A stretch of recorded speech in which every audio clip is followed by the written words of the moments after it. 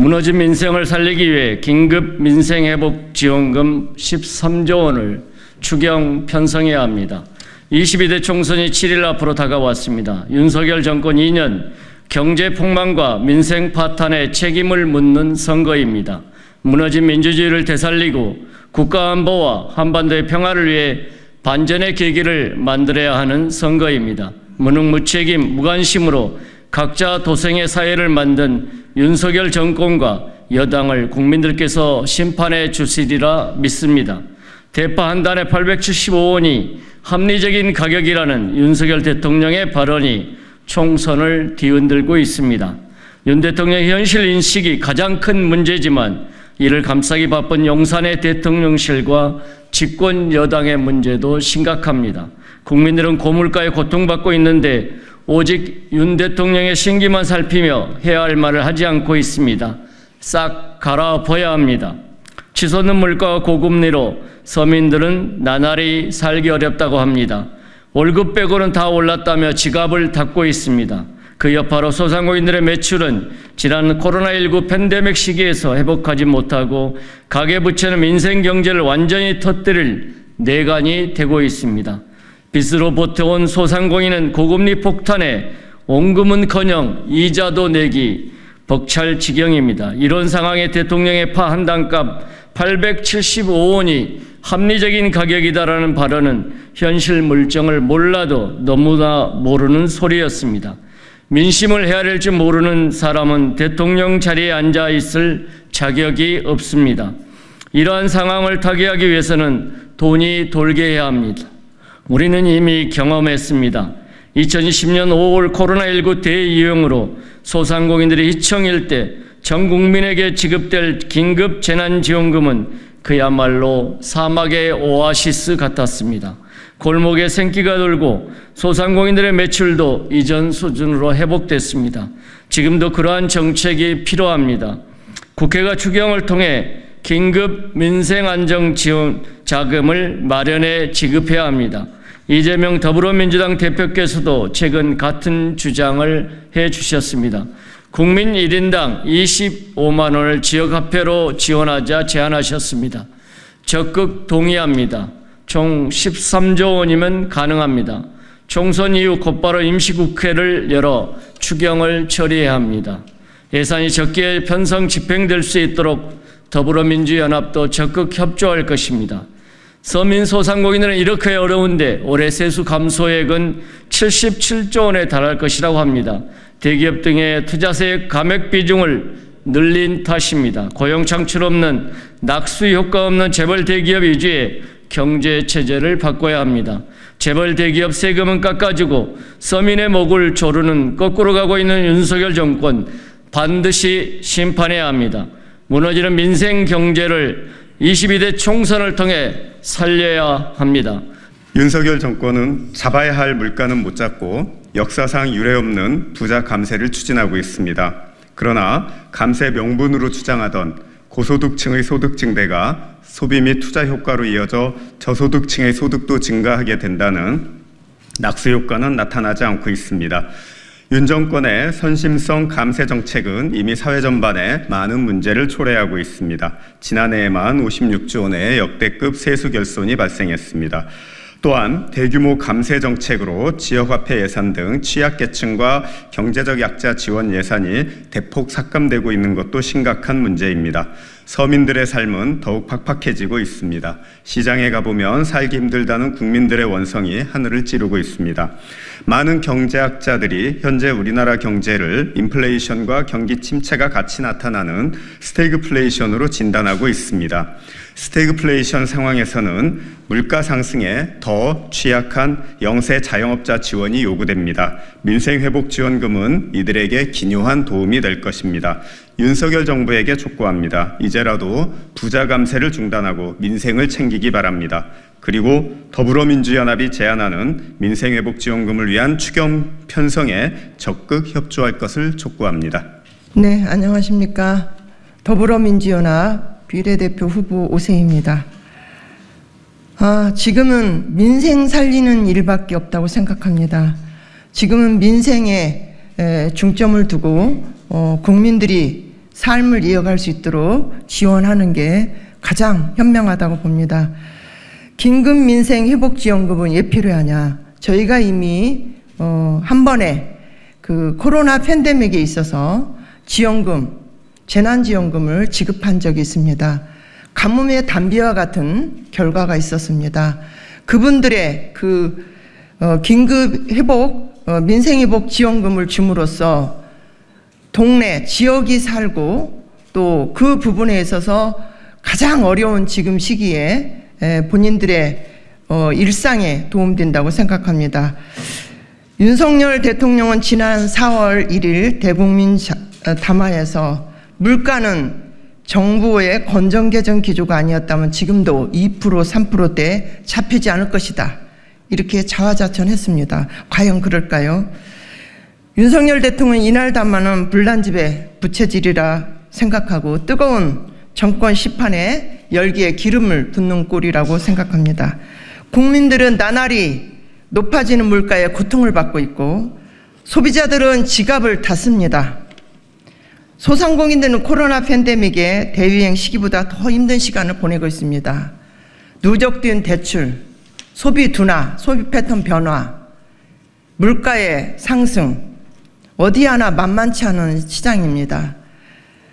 코로나19 3년 동안 빚으로 버틴 소상공인들은 금리 인상까지, 이자 부담까지 지금은 더 이상 갈 길이 없습니다.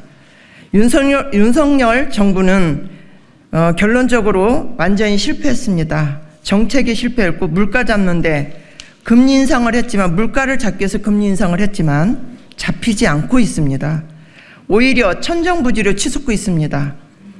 지난 설 연휴 기간 사과 한 알에 10,000원이라는 보도가 줄을 이었습니다. 두 달이 지난 지금 어떨까요? 사과 가격은 내려가지 않고 있습니다. 물가가 내려가지 않고 있습니다. 300개의 물가 생필품 중에 167개가 물가가 작년 대비 상승을 했습니다. 농수산물 가격뿐만이 아니라 국민의 삶에 반드시 필요한 생필품 가격도 가파르게 오르고 있습니다. 이상입니다. 물가를 잡았다는 윤 대통령의 말은 단 하루 만에 거짓으로 드러났습니다. 2일 통계청이 발표한 3월 소비자 물가 동향에 따르면 사과와 배 가격은 각각 전년 동기간 대비 88.2%, 87.8% 상승하면서 통계 작성 이래 역대 최대를 기록했습니다. 농축수산물은 전년보다 11.7% 오르면서 2년 11개월 만에 최대치를 기록했고 농산물만 보면 20.5%로 상승폭이 더 컸습니다. 물가 상승은 곧 소비심리 위축으로 이어집니다. 소비자들이 지갑을 닫고 있습니다. 지난 1월 통계청 발표에 따르면 지난해 전국 소매 판매는 2022년보다 1.4% 감소했습니다. 소비심리의 위축은 곧 소상공인들의 매출 감소를 뜻합니다. 높아진 금리로 이자 부담은 늘어났는데 매출은 줄고 있습니다. 금리만 인상해놓고 소상공인 등 취약계층에 대한 대책은 부족했습니다. 윤석열 정부의 민생 파탄의 난맥상이 고스란히 드러나고 있는 것입니다. 해답은 나와 있습니다. 소비 촉진을 통해 소상공인의 매출 상승을 도와야 합니다. 전 국민에게 한시적으로 골목 상권에서 사용할 수 있는 민생회복지원금을 지급하고 지역화폐 발행 지원 예산을 확대해 각 지자체가 더 많은 지역화폐를 발행할 수 있게 해야 합니다. 이를 위해 더불어민주연합은 전 국민에게 긴급 민생회복지원금 25만 원, 4인 가구 기준 100만 원을 지급하기 위한 13조 원과 지역화폐 확대 발행을 위한 1조 원 등 총 14조 원 규모의 추경 예산을 추진하겠습니다. 지난 2020년 5월 코로나19 대유행으로 소상공인들이 큰 어려움을 겪고 있을 때 전 국민에게 지급된 긴급재난지원금은 그야말로 사막의 오아시스와 같았습니다. 골목에 생기가 돌고 소상공인들의 매출도 코로나19 이전 수준으로 회복됐습니다. 소상공인들이 고금리에 따른 이자 부담까지 커진 상황에서 민생회복지원금이 전 국민에게 지급된다면 무너진 민생을 일으켜 세우는 데 큰 도움이 될 것입니다. 더불어 지역화폐 코로나19 시기 소상공인들의 든든한 버팀목이었습니다. 그러나 윤석열 정부는 지난 집권 2년 동안 2차례나 지역화폐 발행 지원 예산을 모두 삭감했습니다.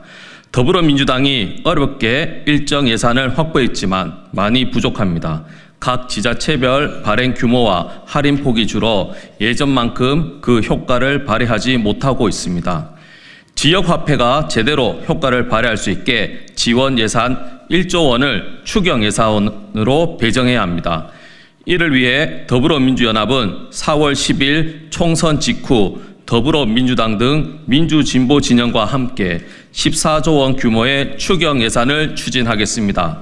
이번 총선에서 민주진보 진영의 승리로 추경 예산안을 반드시 관철하겠습니다. 윤석열 정권의 경제 폭망, 민생 파탄을 심판하고 무너지는 민생 경제를 살려내겠습니다. 2024년 4월 3일 더불어민주연합의 정책총괄 본부장 이동주 국회의원입니다. 오늘 이 자리에서 저희가 요구하고 있는 민생 긴급 추경 14조 원 내용은 앞서 얘기했던 것처럼 지금 고금리, 고물가, 고비용을 맞이해서 우리 소상공인 자영업자들을 포함한 서민들이 민생이 파탄나고 있는 상황에서 돈이 돌게 하기 위한 최소한의 자금입니다. 13조 원은 1인당 25만 원의 긴급 민생 회복 지원금을 말씀하는 거고요. 1조 원은 더해서 지난 20년도에 국민 모두들이 기억하고 있듯이 코로나 지원금을 지역화폐로 수단을 통해서 지원금을 드렸습니다. 그때 우리 국민들도 모두 기뻐하셨고 소상공인들한테 특히나 침체되어 있던 코로나 위기에서 굉장히 큰 도움을 받았던 게 기억이 납니다. 바로 그 지역화폐로 이번에 1인당 25만 원씩 긴급 민생 회복 지원금을 만들자라는 뜻에서 1조 원을 더 추가로 요구를 합니다. 그래서 총 14조 원에 대한 긴급 추경 편성을 지금이라도 정부와 여당한테 강력하게 촉구를 하는 바입니다. 지금의 위기가 굉장히 어렵다라는 이런 목소리들이 큽니다. 지금 총선은 바로 그런 국민들의 민생을 살리는 이런 총선이 돼야 됩니다. 이런 어려운 시기를 만들었던 민생을 파탄했던 윤석열 정권과 국민의힘 여당에게 강력하게 다시 한번 촉구를 드리는 바입니다. 아울러 이번 4월 10일 총선거는 바로 기간에 지난 2년 동안에 이렇게 민생을 도탄으로 만들어버린 우리 윤석열 정권을 심판하는 국민의 심판의 장이기도 합니다. 여기 계신 우리 더불어민주연합 후보들과 함께 민생을 구하고 위기에 빠진 민주주의를 구하는 4월 10일이 될 수 있도록 열심히 하겠습니다. 고맙습니다.